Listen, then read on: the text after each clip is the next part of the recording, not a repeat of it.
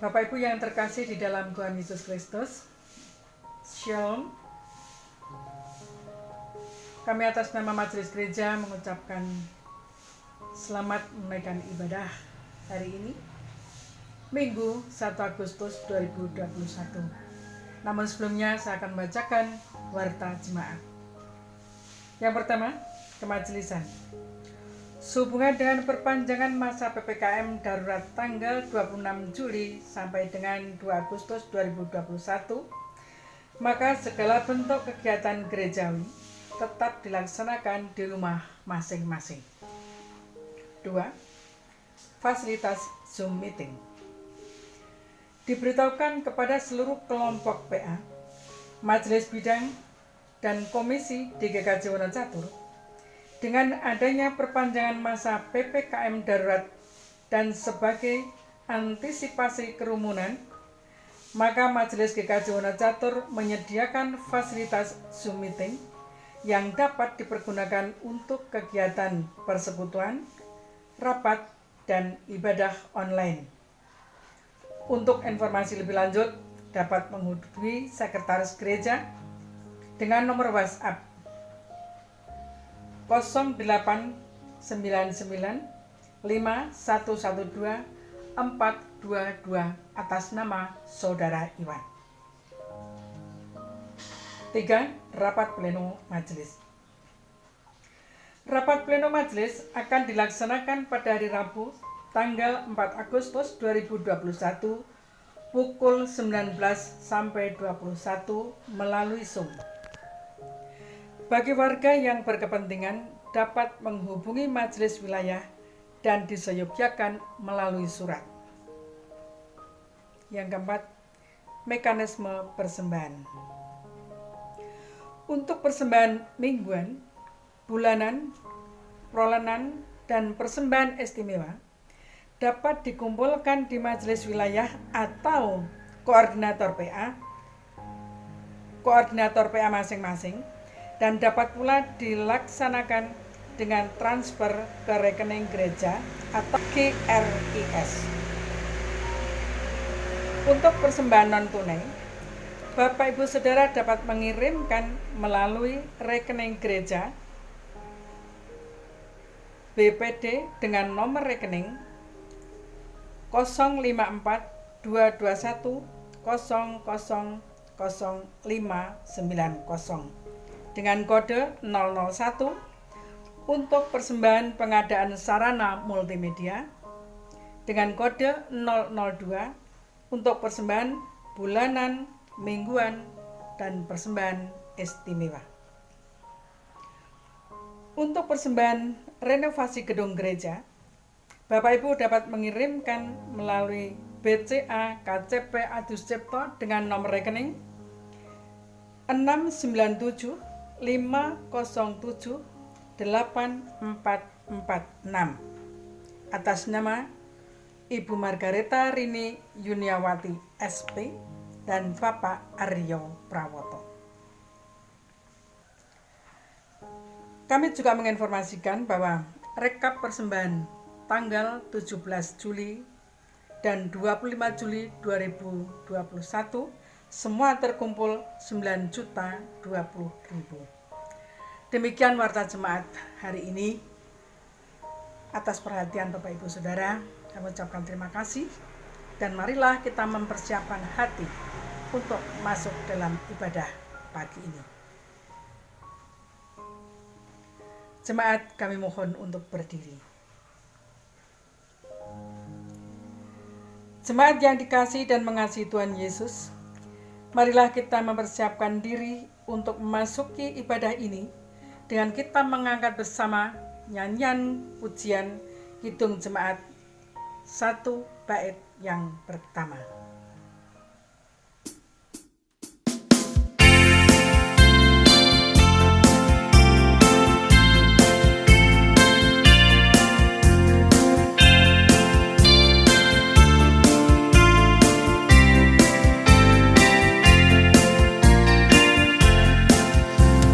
Haleluya, pujilah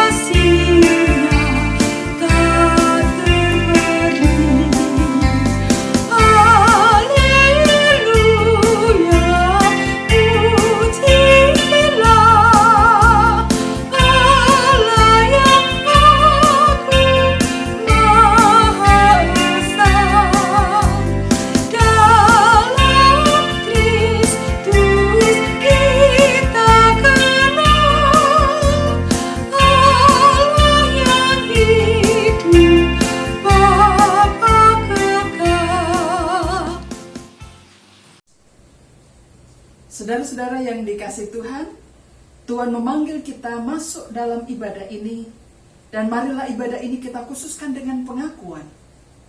Pertolongan kita berasal dari Allah Bapa yang menciptakan langit dan bumi.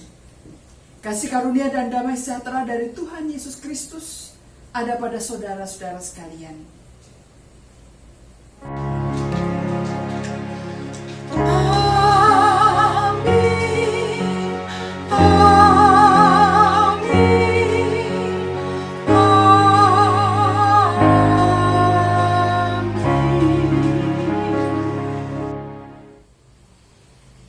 Saudara-saudara yang dikasihi Tuhan, bacaan hukum kasih pada hari ini terambil dari Injil Matius pasal 22 ayat 37 sampai dengan 40.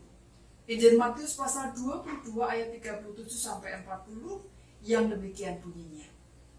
Jawab Yesus kepadanya, "Kasihilah Tuhan Allahmu dengan segenap hatimu, dan dengan segenap jiwamu, dan dengan segenap akal budimu.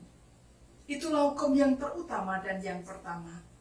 Dan hukum yang kedua yang sama dengan itu ialah, kasihilah sesamamu manusia seperti dirimu sendiri. Pada kedua hukum inilah tergantung seluruh hukum Taurat dan kitab para nabi."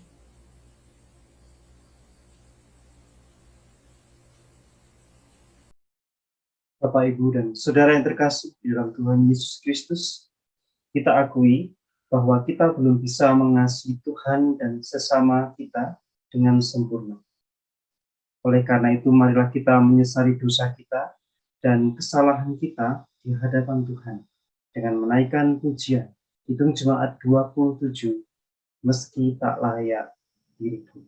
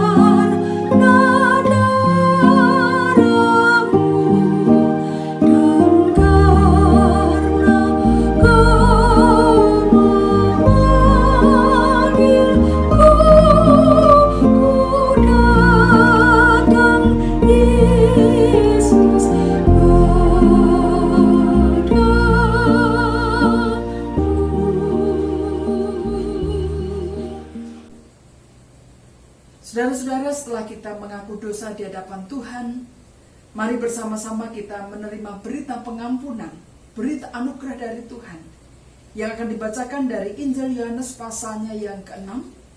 Injil Yohanes pasal 6 ayat 47 sampai 48. Injil Yohanes pasalnya yang ke-6 ayat 47 sampai 48 yang demikian bunyinya. "Aku berkata kepadamu, sesungguhnya barang siapa percaya, ia mempunyai hidup yang kekal. Akulah roti hidup. Nenek moyangmu telah makan mana di padang gurun, dan mereka telah mati. Inilah roti yang turun dari surga. Barang siapa makan daripadanya, ia tidak akan mati." Demikianlah berita anugerah dari Yohanes pasal 6 ayat 47 sampai 50.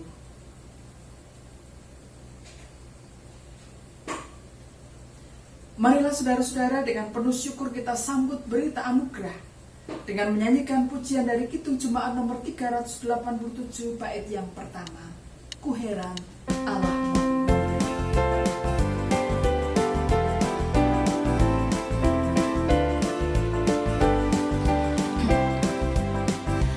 Ku heran Allah mau memberi rahmat-Nya padamu, dan Kristus sudi menebus yang hina bagaiku.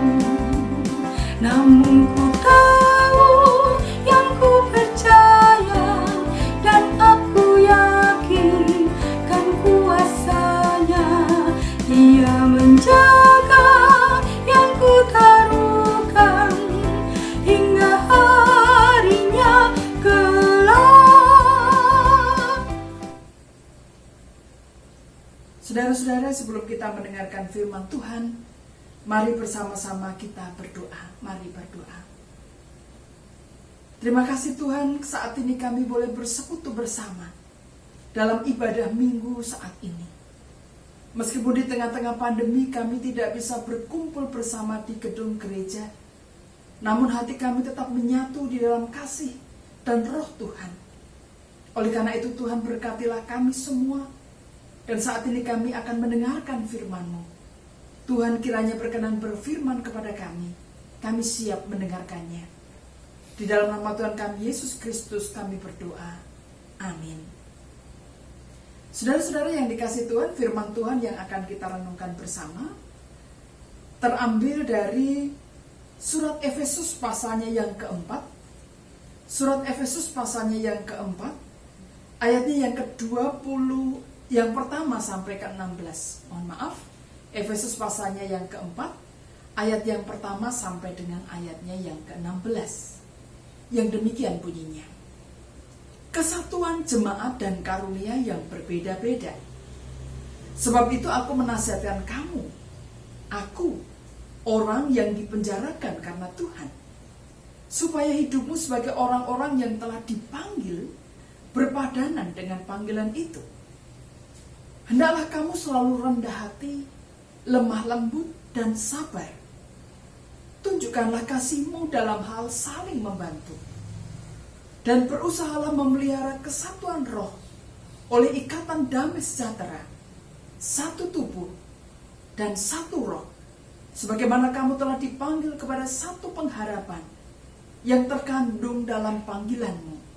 Satu Tuhan, satu iman, satu baptisan, satu Allah dan Bapa dari semua, Allah yang di atas semua dan oleh semua dan di dalam semua. Tetapi kepada kita masing-masing telah dianugerahkan kasih karunia menurut ukuran pemberian Kristus. Itulah sebabnya kata Nas, tatkala ia naik ke tempat tinggi, ia membawa tawanan-tawanan, ia memberikan pemberian-pemberian kepada manusia. Bukankah ia telah naik? Berarti bahwa ia juga telah turun ke bagian bumi yang paling bawah. Ia yang telah turun, ia juga yang telah naik jauh lebih tinggi daripada semua langit untuk memenuhkan segala sesuatu.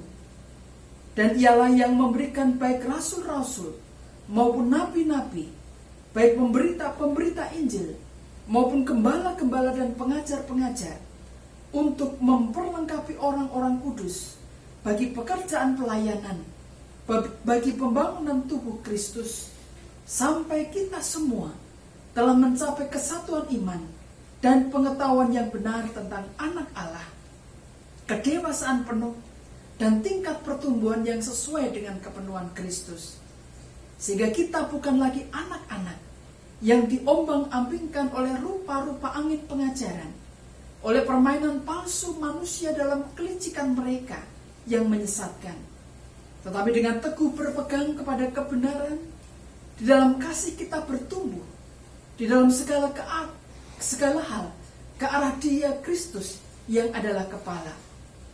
Daripadanya seluruh tubuh yang rapi tersusun dan diikat menjadi satu oleh pelayanan semua bagiannya, sesuai dengan kadar pekerjaan tiap-tiap anggota, menerima pertumbuhannya dan membangun dirinya dalam kasih.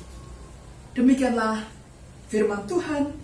Yang berbahagia ialah mereka yang mendengarkan sabda Tuhan dan merenungkannya serta melakukannya dalam kehidupan hari lepas hari. Haleluya. Amin. Amin.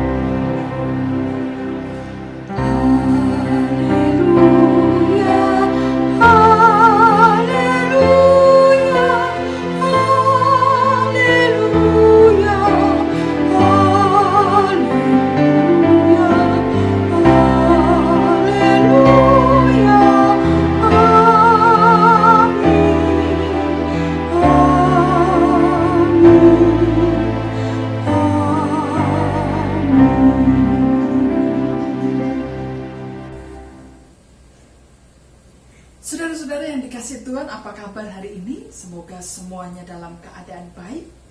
Bagi saudara-saudara yang mungkin sedang sakit, tetap semangat. Tuhan tidak pernah meninggalkan anak-anaknya. Bagi saudara yang berduka, Tuhan selalu menghiburkan.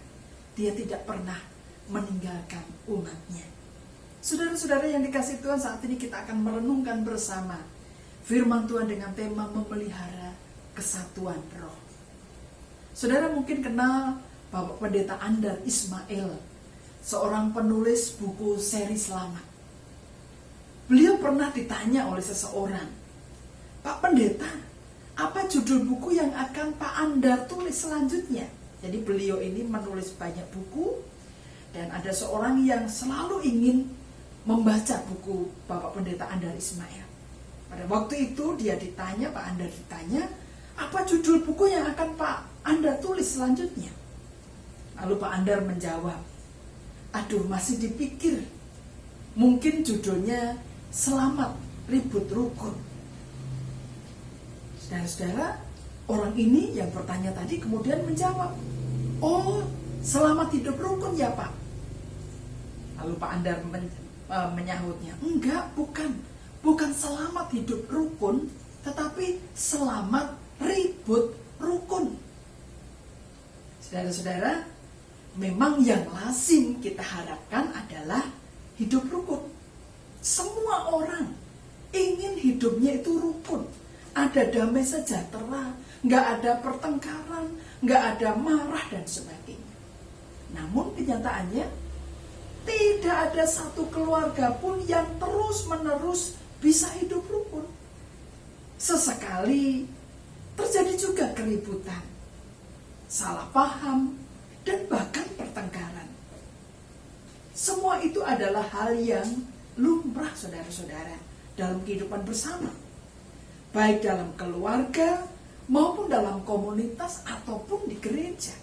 Salah paham, ribut, cekcok, tidak bisa berjalan bersama, kadang-kadang itu sesuatu yang lumrah. Saudara, salah paham ataupun ribut itu sama sekali bukan berarti bahwa keluarga kita atau pernikahan kita atau kehidupan kita bersama sebagai gereja itu gagal. Bukan berarti kalau ada ribut, ada cekcok, ada salah paham, hidup rumah tangga kita gagal, bukan. Atau gereja kita menjadi tidak baik, bukan. Itu sesuatu yang lumrah, yang biasa. Justru saudara-saudara, kalau ada salah paham ataupun ribut, itu berarti bahwa ada hal yang berbeda yang perlu dibicarakan, baik itu di keluarga, di komunitas, maupun di gereja, di persekutuan kita, atau di masyarakat kita. Kalau ada yang salah paham, ada yang ribut, cekcok, itu berarti ada sesuatu yang perlu dibicarakan, sesuatu yang berbeda. Ada yang berbeda yang perlu diselaraskan. Jadi, salah paham dan ribut itu sendiri bukan tanda yang buruk. Yang buruk adalah kalau keributan itu dibiarkan berlarut-larut. Sehingga akibatnya ada rasa sakit dan benci yang semakin membengkak dan merusak keutuhan rumah tangga ataupun komunitas.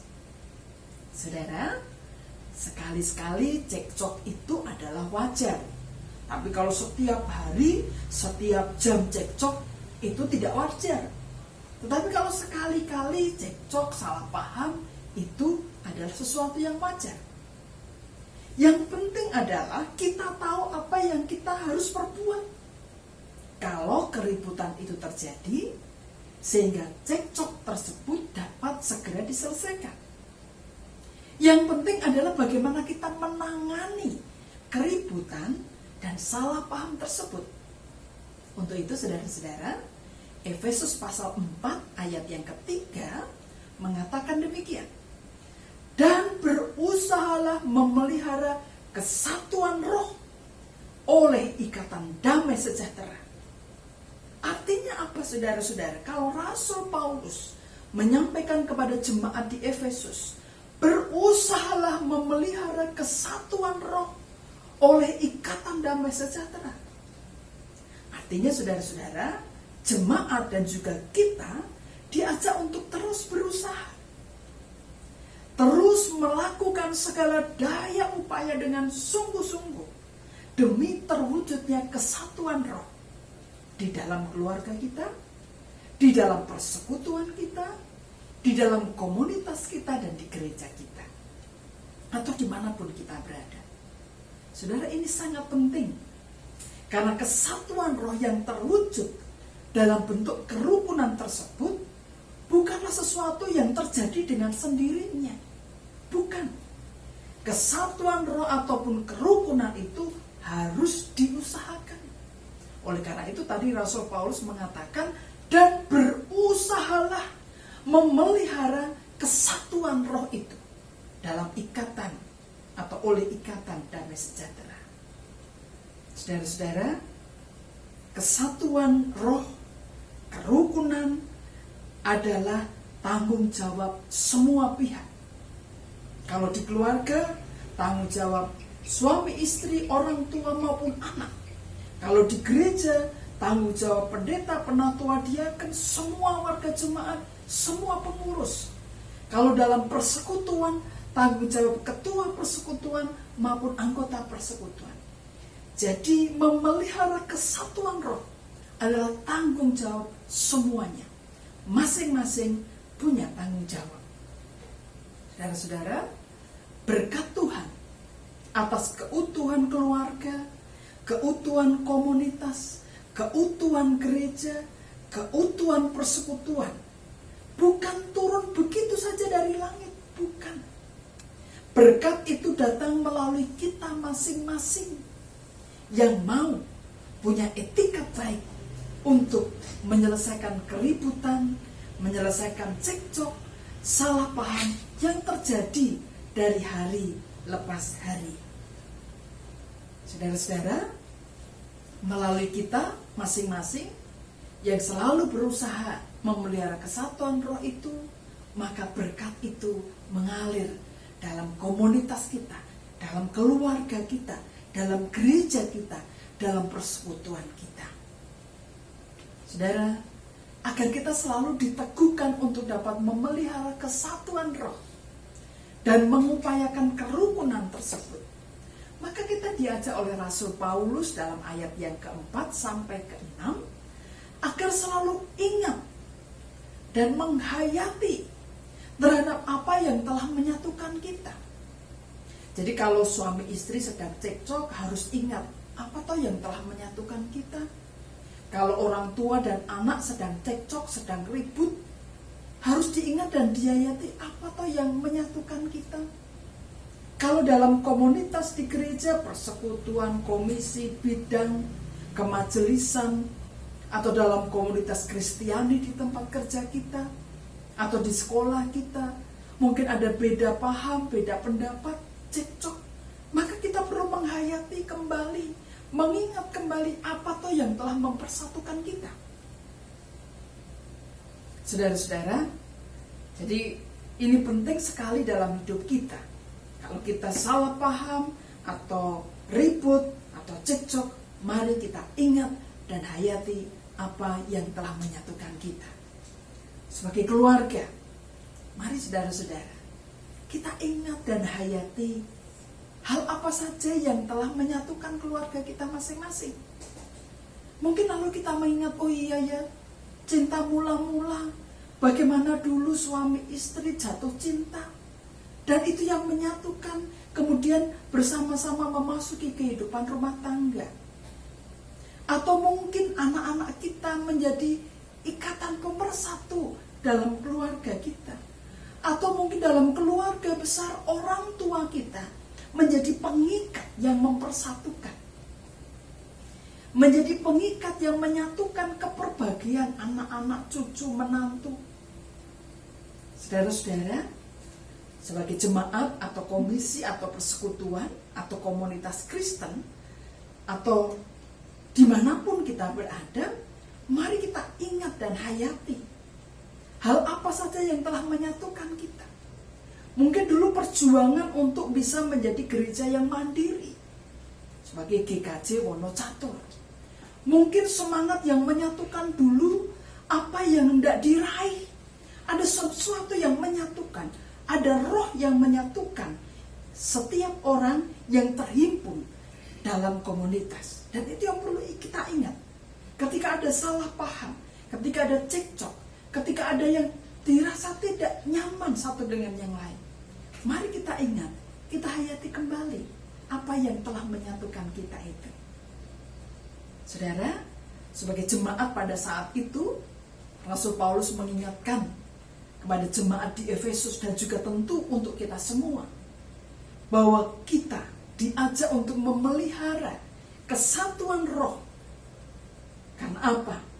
Karena kita sudah disatukan oleh Kristus menjadi satu tubuh, satu roh, satu Tuhan, satu iman, satu baptisan, dan satu Allah. Dengan mengingat dan menghayati apa saja yang menyatukan kita tersebut, maka kita akan punya tekad untuk berjuang memelihara kesatuan roh itu. Berjuang untuk mewujudkan kerukunan ketika salah paham, cekcok, dan keributan itu muncul setiap saat.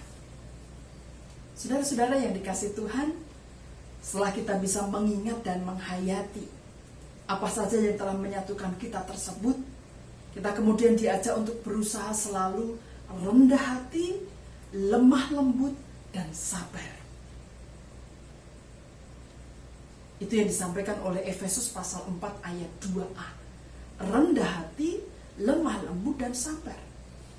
Kita sadar bahwa setiap orang, baik diri kita maupun orang lain, bisa berbuat salah. Bahwa tidak ada satu orang pun yang sempurna di dunia ini. Oleh karena itu, mari kita selalu rendah hati untuk mau mengaku salah dan mau meminta maaf. Untuk mau memaafkan dan dimaafkan. Karena Allah telah terlebih dahulu memaafkan dan mengampuni dosa kita. Jangan sampai anggota keluarga kita menyanyikan lagu dangdut suketeki, wong salah ora gelem ngaku salah, ya. Jangan sampai itu yang terjadi. Saudara-saudara, mari kita berusaha juga untuk selalu rendah hati, mau mengakui kelebihan orang lain. Itu juga butuh kerendahan hati, saudara-saudara. Ketika kita tidak mau mengakui kelebihan orang lain, menutup-nutupi kekurangan kita, dan tidak mau mengakui kekurangan kita, maka yang terjadi ya cekcok, salah paham. Karena orang pengen dihormati lebih dari yang lainnya. Saudara-saudara, mari kita bersama-sama mau bekerja sama dengan yang lain dan menghargai. Kata kuncinya adalah mau rendah hati. Dan itulah yang Rasul Paulus sudah sampaikan. Rendah hati. Dengan cara seperti itu kita akan dapat memelihara kesatuan roh yang sudah Tuhan ikatkan dalam hidup kita. Entah itu dalam keluarga, dalam persekutuan, dalam jemaat, dalam komunitas Kristiani, bahkan di Indonesia ini sebagai saudara sebangsa dan setanah air. Ada roh Allah yang telah menyatukan kita.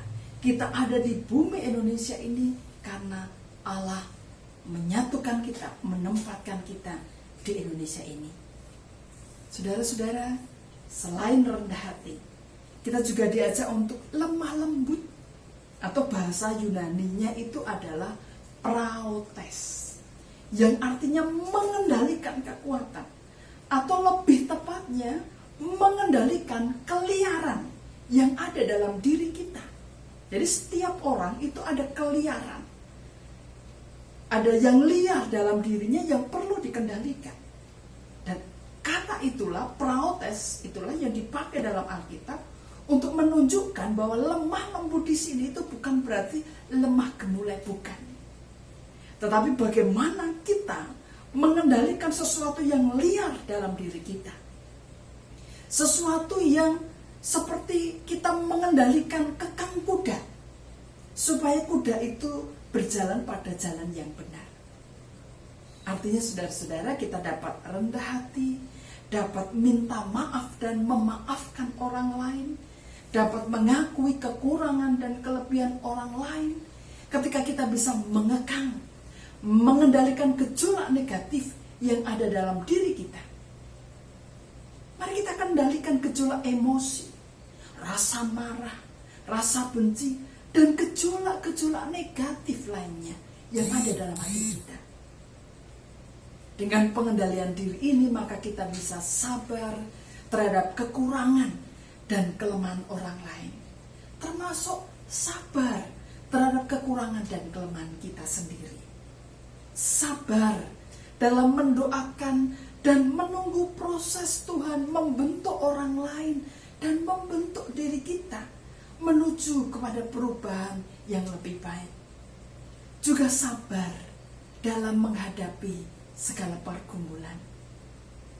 Seperti yang disampaikan dalam Efesus pasal 4 ayatnya yang ke-7, mari kita percaya bahwa kepada kita masing-masing telah dianugerahkan kasih karunia menurut ukuran pemberian Kristus. Kita diajak untuk tetap berpikir positif, bahwa di dalam diri orang lain pun juga dalam diri kita.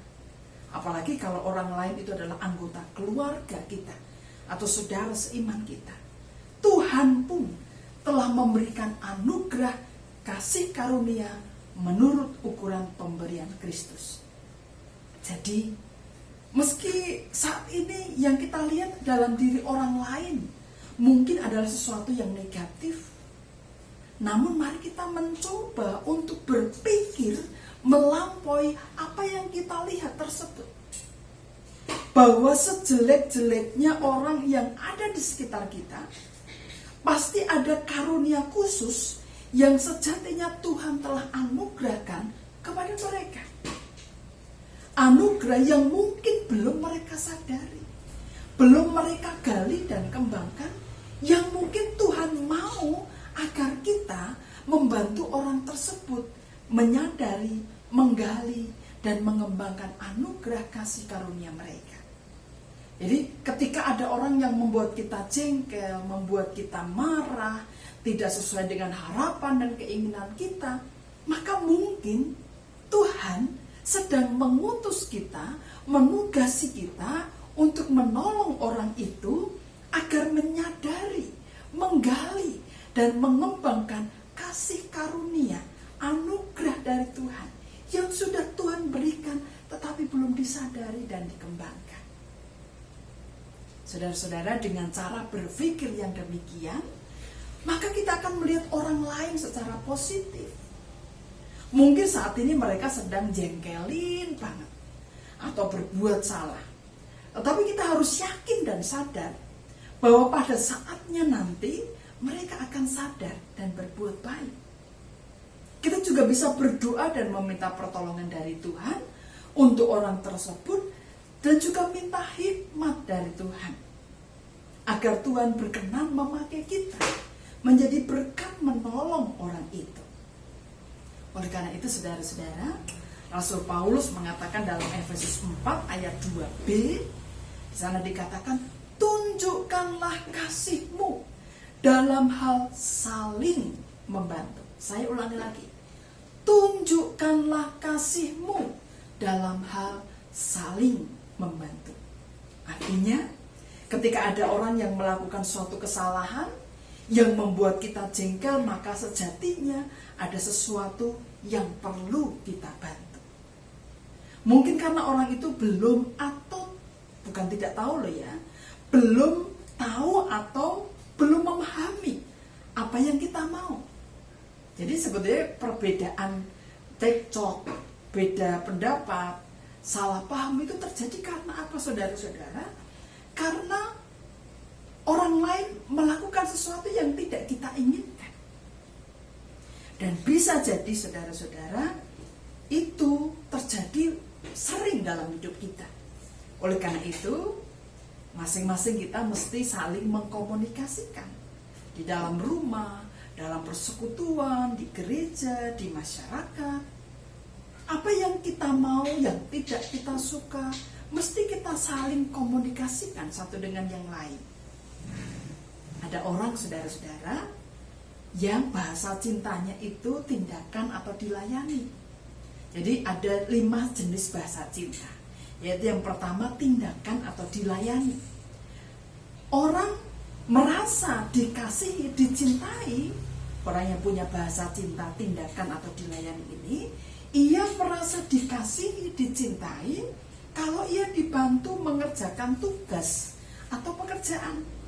Atau kalau dia dilayani itu merasa dikasihi, benar. Saya termasuk orang ini. Jadi kalau saya bersih-bersih, menyapu, saya dibantu tuh saya senang sekali. Saya merasa dicintai, saya merasa dikasihi. Namun saudara-saudara, ada juga orang yang bahasa cintanya itu kata-kata dan pujian. Jadi dia merasa dicintai kalau dia dipuji, wajahmu bagaikan rembulan. Wah, meskipun dikibulin begitu, tapi senang berbunga-bunga. Itu orang yang bahasa cintanya kata-kata atau pujian. Ada juga orang yang bahasa cintanya merasa dicintai ketika ia disanjung. Itu termasuk yang tadi ya, bahasa cintanya disanjung, dipuji. Ada pula orang yang merasa dicintai ketika ia diberi hadiah. Jadi bahasa cintanya itu diberi hadiah. Ini bukan orang yang matre, saudara-saudara. Orang yang bahasa cintanya diberi hadiah, dia diberi sesuatu yang sederhana itu sudah merasa dicintai banget. Diberi bunga, merasa dicintai banget. Diberi sesuatu yang mungkin cuma kayak gitu aja seneng. Bagi orang yang bahasa cintanya diberi hadiah, itu sesuatu banget. Ada juga orang yang merasa dicintai, yang bahasa cintanya itu sentuhan fisik. Senang kalau dipeluk, merasa dicintai kalau dibelai oleh orang tuanya, oleh pasangannya. Ada juga yang bahasa cintanya itu menghabiskan waktu secara bersama-sama. Nah, saudara-saudara, seringkali suami istri atau anak dan orang tua merasa tidak bahagia hanya karena bahasa cintanya itu tidak terkomunikasikan. Misalnya, ada seorang suami yang merasa tidak disayangi oleh pasangannya hanya karena dia bahasa cintanya tidak terpenuhi. Dia ingin bahwa dia ditemani, menghabiskan waktu secara bersama-sama. Misalnya mancing ditemani istrinya, nonton film ditemani istrinya, sekedar jalan-jalan naik motor berdua. Itu bahasa cintanya adalah menghabiskan waktu bersama-sama. Sementara istrinya berpikir, saya sebagai istri, saya harus melayani suami, masak buat suami, rumah harus bersih. Akibatnya apa? Akibatnya apa yang diharapkan dimaui suami tidak dilakukan istri. Padahal istri merasa bahwa dengan dia bersih-bersih rumah, dengan dia masak di rumah yang enak, dia mencintai suaminya. Jadi nggak gatok. Nah, makanya kadang-kadang terjadi konflik, salah paham, cekcok, ribut karena apa yang dimaui diharapkan tidak terjadi. Sementara yang lain punya pikiran yang berbeda. Nah, ini juga bisa terjadi pada anak dan orang tua. Mungkin anak merasa, "Mbok, saya itu diberi hadiah." Orang tuanya berpikir, kamu itu yang penting adalah belajar. Yang penting papa mama melayani kamu. Mama bikinin makanan yang enak buat kamu. Mama selalu menyediakan yang kamu mau. Mama selalu melayani kamu, nyuci baju kamu. Saudara-saudara, mari kita komunikasikan kemauan kita masing-masing. Harapan, pikiran kita masing-masing satu dengan yang lain. Termasuk bahasa cinta tadi. Saudara bisa lihat di internet, di Google tentang bahasa cinta ini, 5 bahasa cinta. nanti bisa dites sendiri. Aku bahasa cintanya apa ya? Istriku bahasa cintanya apa ya?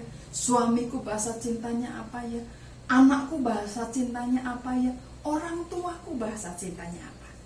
Atau perlu ditanya, kamu merasa dicintai kalau apa? Kalau papa mama bikin apa? Kamu merasa dicintai kalau aku melakukan apa?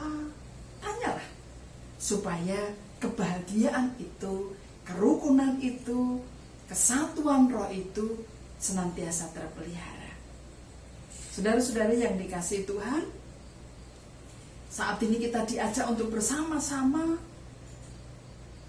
menjalani kehidupan ini dengan rukun dalam kesatuan roh.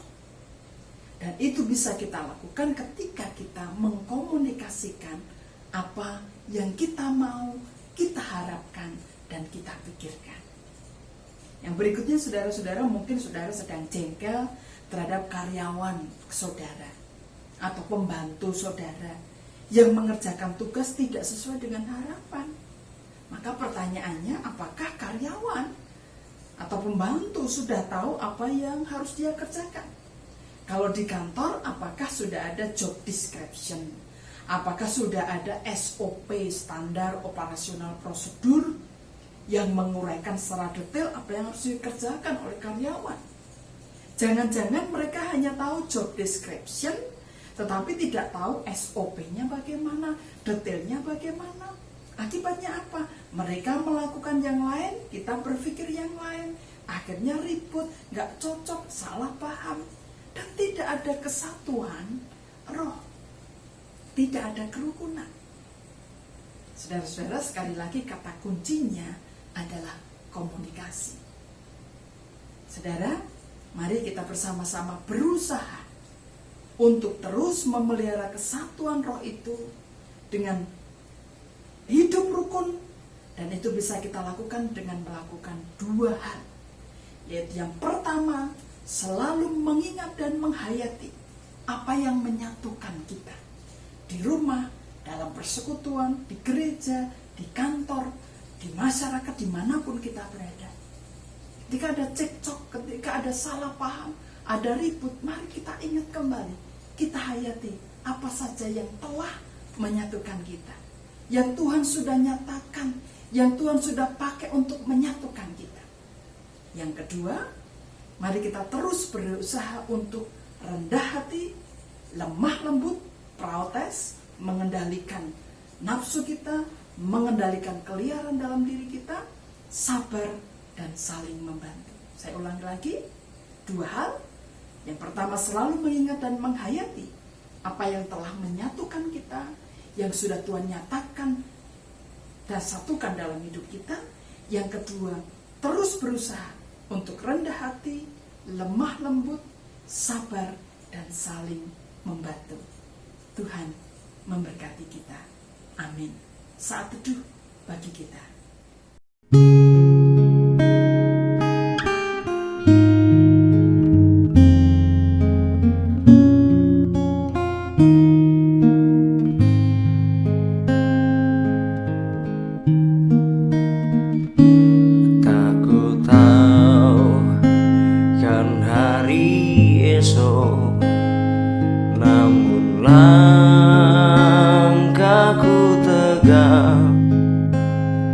Bukan surya ku harapkan, karena surya akan menyala.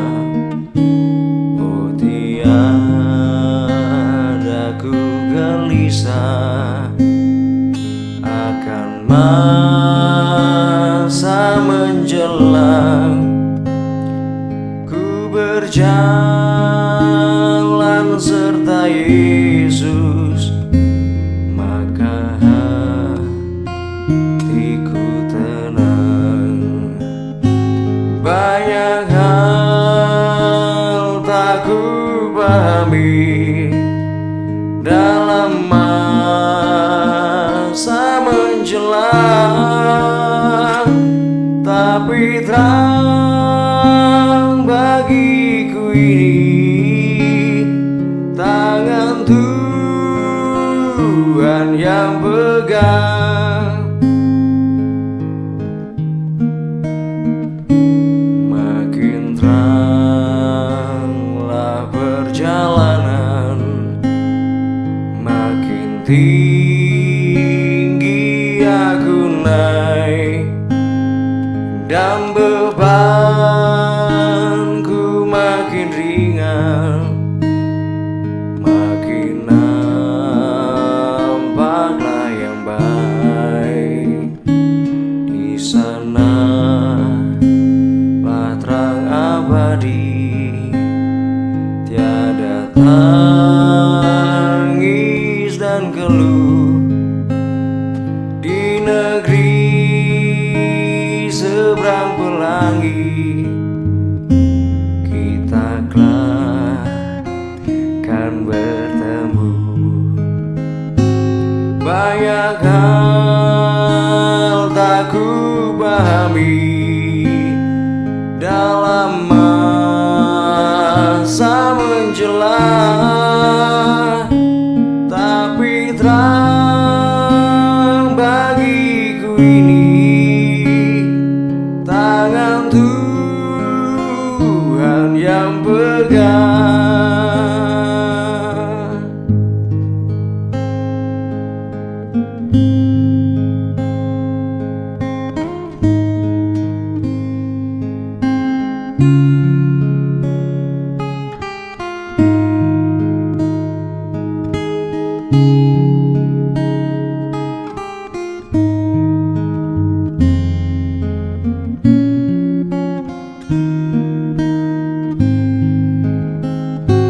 Banyak hal tak ku pahami dalam masa menjelang, tetapi terang bagiku ini tangan Tuhan yang pegang. Banyak hal tak ku pahami dalam masa menjelang, tapi terang bagiku ini tangan Tuhan yang pegang.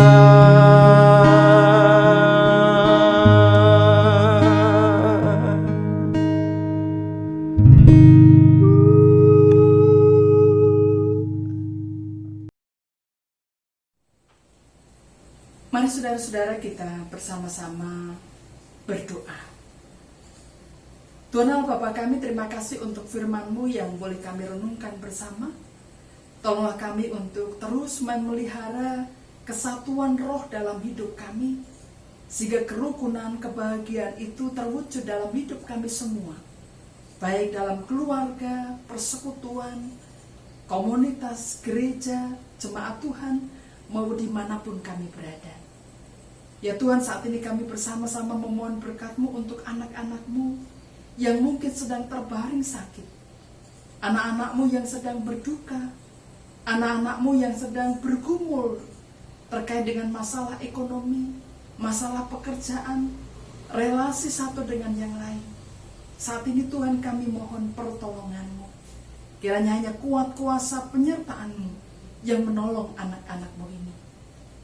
Kami juga berdoa ya Tuhan, untuk anak-anak-Mu yang saat ini mungkin berulang tahun, baik ulang tahun kelahiran maupun ulang tahun pernikahan. Tuhan kiranya terus memberkati, agar hidup anak-anak-Mu ini boleh semakin bermakna. Kami saat ini juga berdoa menyatukan hati kami, untuk berdoa untuk gereja-Mu, GKJ Wonocatur ini ya Tuhan. Tuhan yang telah membuat gereja-Mu ini ada, Tuhan yang telah mengutus anak-anak-Mu untuk melayani Tuhan, baik sebagai majelis gereja, pengurus-pengurus komisi, pengurus-pengurus wilayah, koster, pegawai kantor gereja, petugas multimedia, song leader, organis, dan siapapun yang melayani Tuhan, bahkan seluruh warga jemaat. Tuhan kiranya berkenan memberkati, Agar biarlah melalui pelayanan-pelayanan yang dilakukan oleh anak-anak-Mu ini, pekerjaan-pekerjaan Tuhan melalui jemaat-Mu ini boleh dinyatakan, sehingga nama Tuhan boleh semakin dimuliakan. Banyak orang boleh semakin merasakan berkat Tuhan, jamahan kasih Tuhan, keselamatan yang dari Tuhan. Berkati para tetangga di sekitar gedung gereja ini, maupun para tetangga di rumah kami masing-masing. Kiranya kasih Tuhan boleh nyata melalui kehadiran kami dimanapun kami berada. Saat ini kami juga berdoa ya Tuhan untuk bangsa dan negara kami.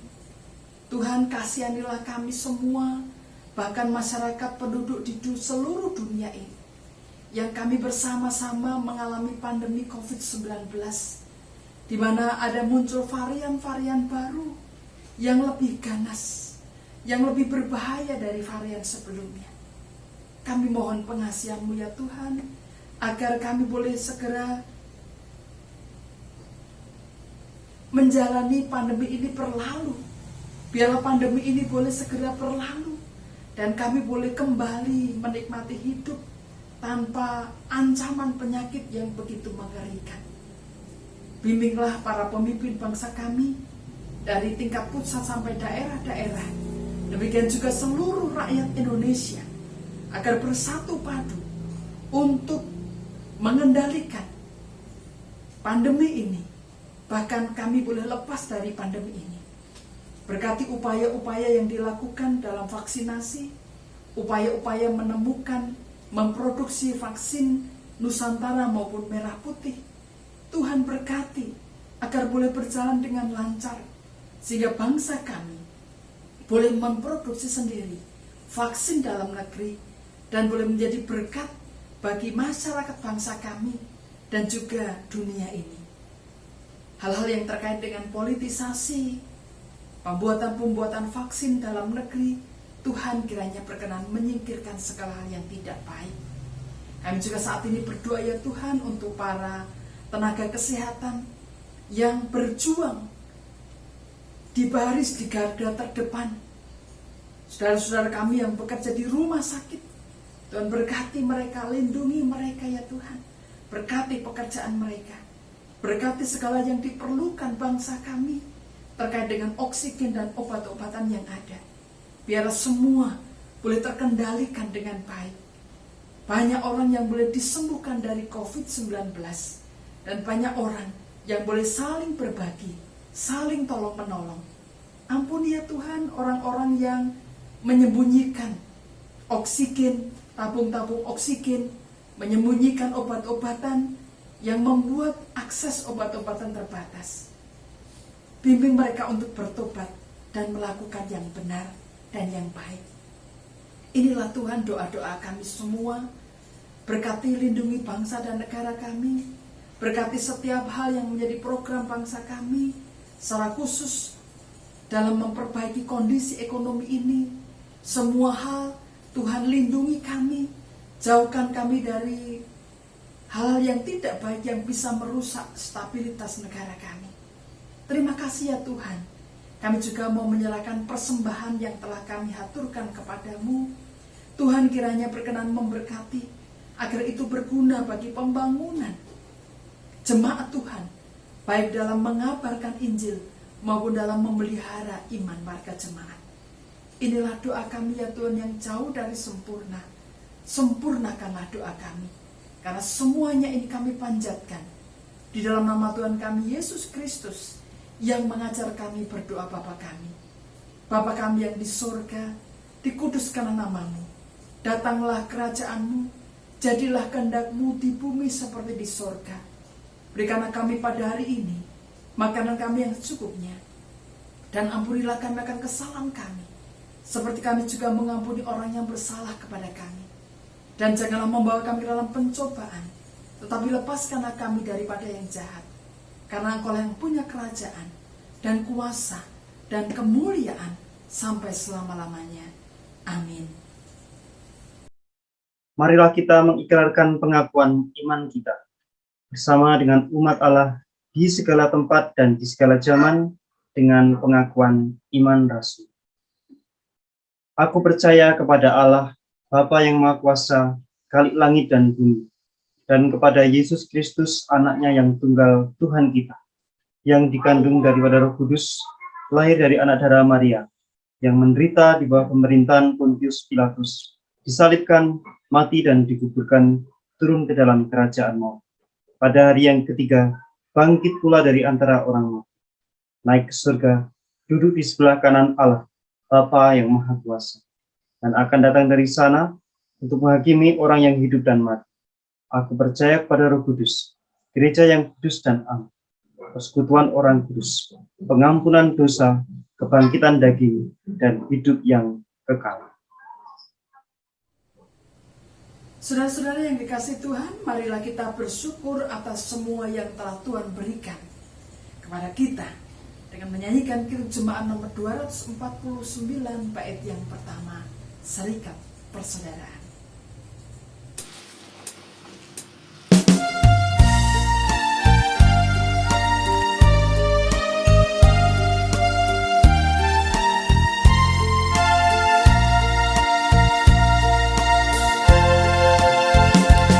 Serikat persaudaraan, berdirilah teguh, sempurnakan persatuan di dalam Tuhan-Mu. Bersama-sama majulah di kekuatan iman, berdamai bersejahtera dengan pengasihan. Saudara-saudara, kita akan mengakhiri ibadah kita pada hari ini, ibadah minggu ini. Oleh karena itu, mari kita mengakhiri dengan damai sejahtera dari Tuhan.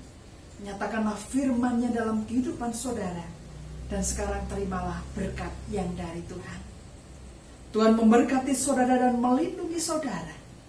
Tuhan menyinari saudara dengan wajah-Nya dan memberi saudara kasih karunia. Tuhan menghadapkan wajah-Nya kepada saudara dan memberi saudara damai sejahtera. Amin.